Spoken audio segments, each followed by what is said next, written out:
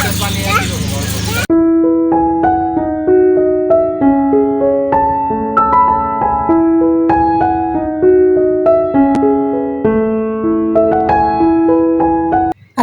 আলাইকুম, সবাইকে বাংলা নববর্ষের অনেক অনেক শুভেচ্ছা জানিয়ে আজকের ব্লগ ভিডিওটি শুরু করছি। কাছে এবং দূরে যে যেখান থেকে আমার আজকের এই ভিডিওটি দেখা শুরু করেছেন, আশা করি সবাই আল্লাহর অশেষ রহমতে ভালো আছেন, পরিবার পরিজন নিয়ে নিরাপদে আছেন। আলহামদুলিল্লাহ, আমি আমার পরিবার পরিজন নিয়ে ভালো আছি। সকালের নাস্তায় বাচ্চাদের জন্য একটু নুডলস রান্না করব, আর আমাদের জন্য রুটি সেঁকে নিয়েছি। তো একটু বেশি করে করেছি যে আড়াইশো নুডলস খাবে, তো মাঝে মধ্যে আমার ছোট্ট ছানাকে দেখা যে রুটি দেই, তবে আজকে একটু নুডলসই রান্না করে দিব। তবে ছোটোটাকে যখন খাওয়াই তখন একটু চটকিয়ে নেই, মানে একটু নরম করে তারপর চামচ দিয়ে খাইয়ে দিই। এভাবে খাওয়ালে দেখা যায় তাড়াতাড়ি খেয়ে নেয়।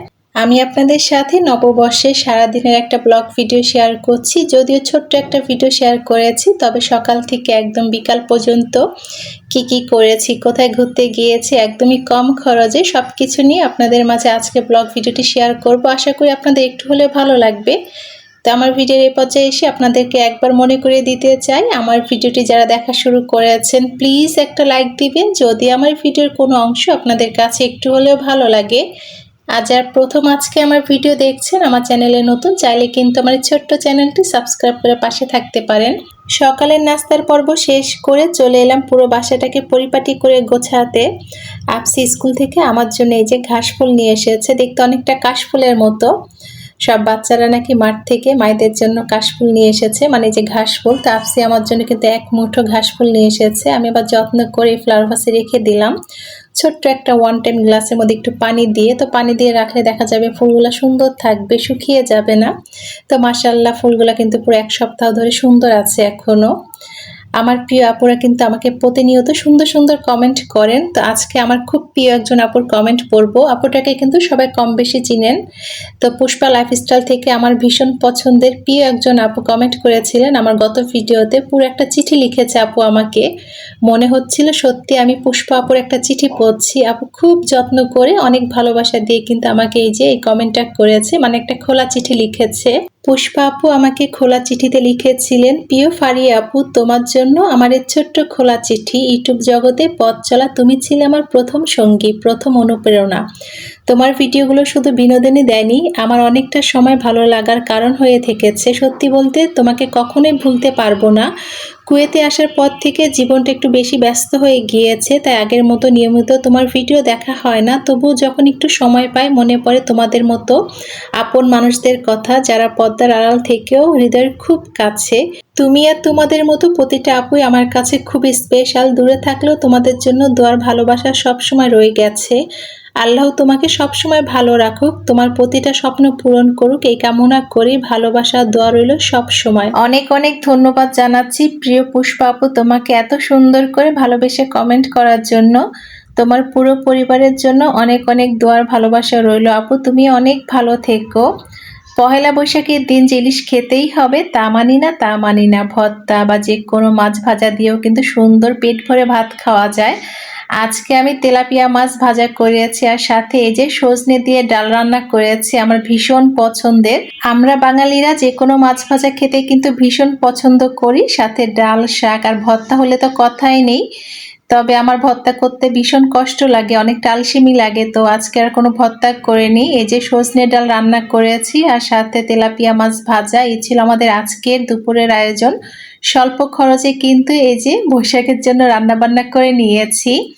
তো রান্না শেষ করে 3টার দিকে রেডি হতে চলে এলাম। তো এখানে একটা শাড়ি বের করে নিয়েছি, আমার ভীষণ পছন্দের একটা শাড়ি। এই শাড়িটা লাল, সাদার কালোর মধ্যে ছিল, আমার ননাস দিয়েছিলেন। আর সাথে আমার পছন্দের কিছু চুড়ি, আর সাথে গলার পরার জন্য একটা সেট। আর এই তো আমার বাচ্চারাও রেডি, আমি রেডি হয়েছি। তো আমাদের কিন্তু হুট করে বাইরে বের হওয়া কোনো প্ল্যান ছিল না আগে থেকে। তো আপুরা হচ্ছে ঢাকা থেকে একটা রিসোর্টে এসেছে, সরলবাড়ি রিসোর্টে। তো আপুদের প্রথমে বলেছিলাম তোমরা আমাদের বাসায় এসো, রিসোর্টে ঘোরাঘুরি পর্ব শেষ করে। তো রিসোর্টে আপুরা দুপুরে খাওয়া দাওয়া করবে। তারপরে বললো যে তোমরাই আসো, একটু বের হও, সবার সাথে দেখাও হবে।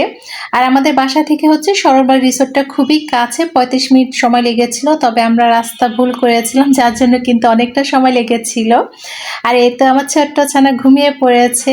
ছোটখাটো সুন্দর একটা রিসোর্ট, সবুজে ঘেরা, জনপ্রতি 500 টাকা দিয়ে কিন্তু সারাদিন ঘোরাঘুরি করা যাবে। এছাড়া কিন্তু দুপুরের খাবারও পাওয়া যাবে।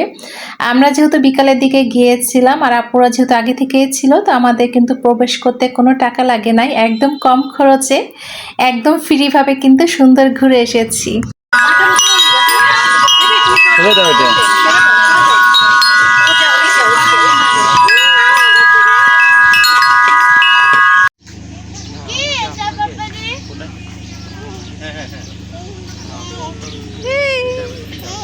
একটা ডগি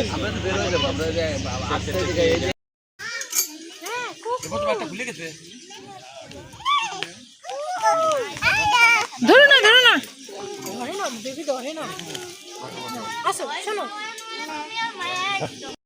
মা চিপস খাবো, মা আইসক্রিম খাবো, মা জুস খাবো, মজা হবে না? মজা জানো বাবা যে কই থেকে ছাড়তে বসে ওইখানে ছিল বুঝছো, ওইখানে চাঁদে বসে